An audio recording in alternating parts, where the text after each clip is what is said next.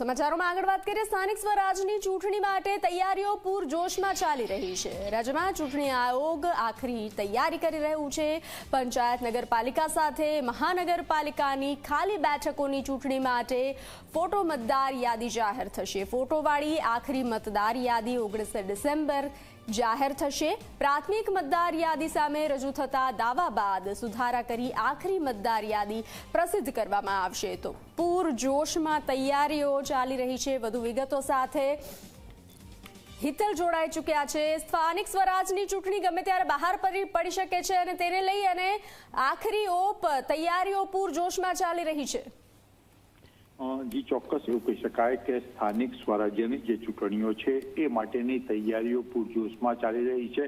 સ્વાભાવિક છે કે જે પ્રકારે 19 ડિસેમ્બરના રોજ ફોટાવાળી આખરી મતદાર યાદી પ્રસિદ્ધ કરવામાં આવશે। સ્વાભાવિક છે કે એના ઉપરથી એક અનુમાન લગાવી શકાય છે કે જાન્યુઆરી મહિનામાં આ ચૂંટણી સ્થાનિક સ્વરાજ્યની ચૂંટણી છે એની જાહેરાત સત્તાવાર રીતે રાજ્ય ચૂંટણી આયોગ દ્વારા કરવામાં આવી શકે છે।